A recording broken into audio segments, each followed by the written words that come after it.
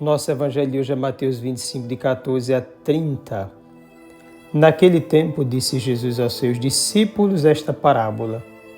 Um homem ia viajar para o estrangeiro, chamou seus empregados e lhes entregou seus bens. A um deu 5 talentos, ao outro deu 2 e ao terceiro 1, a cada qual de acordo com a sua capacidade. Em seguida viajou. O empregado que havia recebido 5 talentos saiu logo, trabalhou com eles e lucrou outros 5. Do mesmo modo, o que havia recebido 2 lucrou outros 2. Mas aquele que havia recebido um só saiu, cavou um buraco na terra e escondeu o dinheiro do seu patrão. Depois de muito tempo, o patrão voltou e foi acertar contas com os empregados. O empregado que havia recebido 5 talentos entregou-lhe mais 5, dizendo: Senhor, tu me entregaste 5 talentos, aqui estão mais 5 que lucrei. O patrão lhe disse: muito bem, servo bom e fiel. Como foste fiel na administração de tão pouco, eu te confiarei muito mais. Vem participar da minha alegria. Chegou também o que havia recebido 2 talentos e disse: Senhor, tu me entregaste 2 talentos, aqui estão mais 2 que lucrei. O patrão lhe disse: muito bem, servo bom e fiel. Como foste fiel na administração de tão pouco, eu te confiarei muito mais. Vem participar da minha alegria.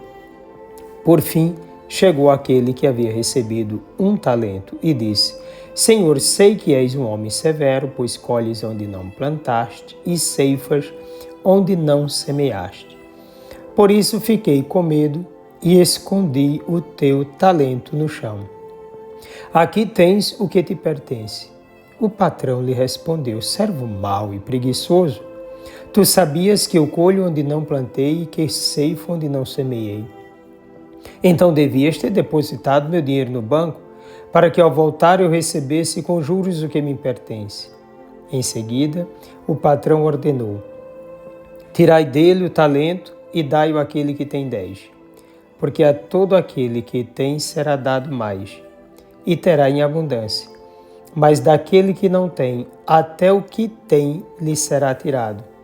Quanto a este servo inútil, jogai-o lá fora na escuridão. Ali haverá choro e ranger de dentes. Palavra da salvação.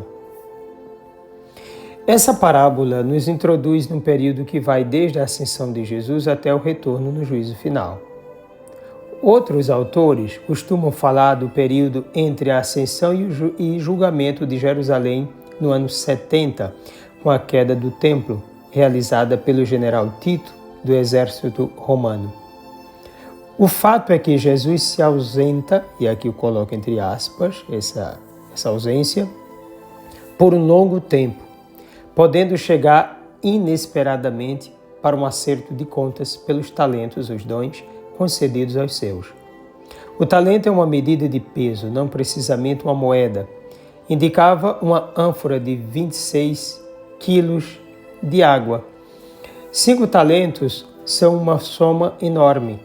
Aquele que recebe uma quantidade X de talentos é justamente aquele que pode realizar somente aquela quantidade. Suas qualidades devem estar a serviço de tal empenho. Os talentos indicam o dom salvífico de Deus, o qual deve estar ligado às qualidades daqueles que acolhem esse mesmo dom para a realização da vontade do Senhor. Pode-se acrescentar que os talentos permitem a possibilidade de uma vida conforme o reino de Deus, a sua palavra, a fé e aos sacramentos. Também um detalhe: o talento é uma medida babilônica e na época de Jesus equivalia a 58,9 quilos de ouro. Aí dá para entender esses 5 talentos, o que significam do ponto de vista econômico.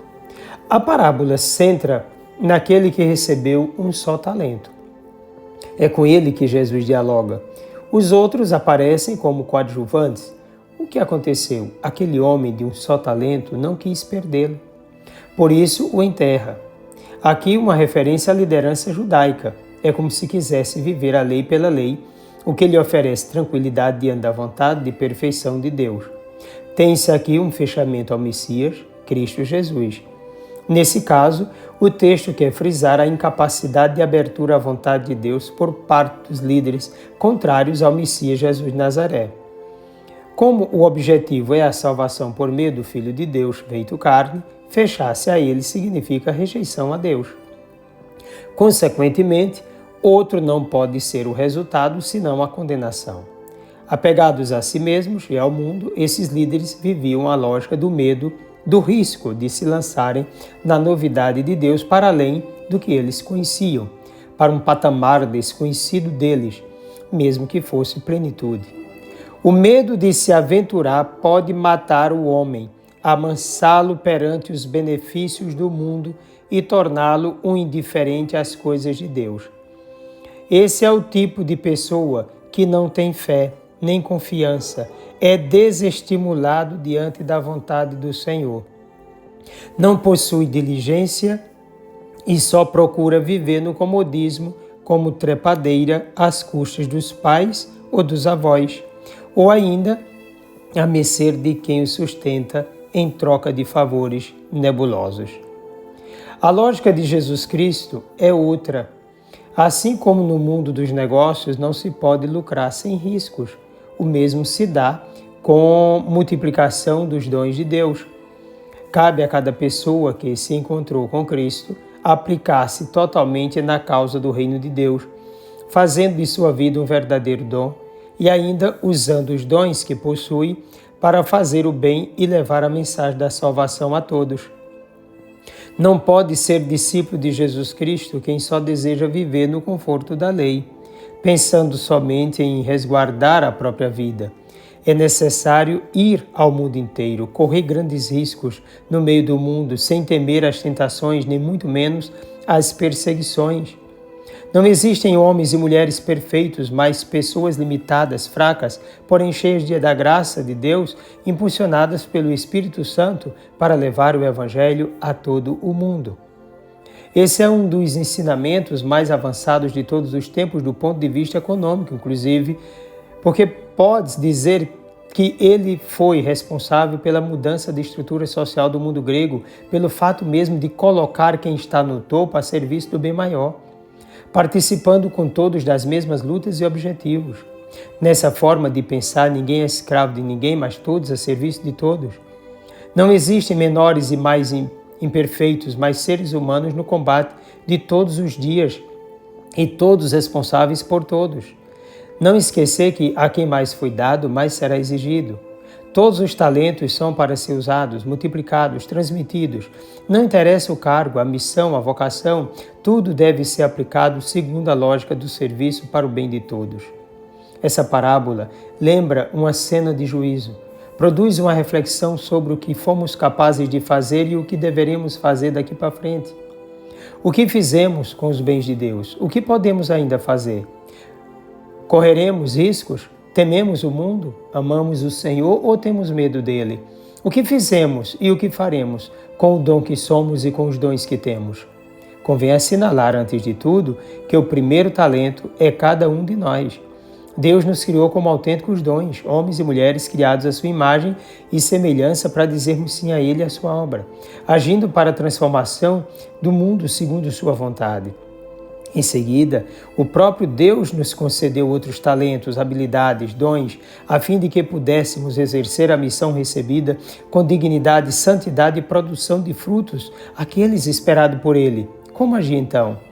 Lembremos do semeador.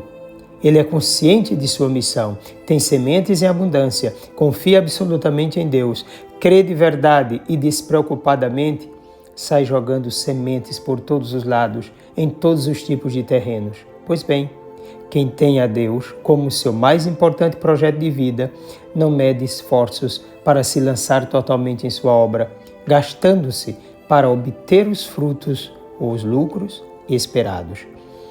Desça sobre ti a bênção do Deus Todo-Poderoso, Pai, Filho e Espírito Santo. Um forte e carinhoso abraço.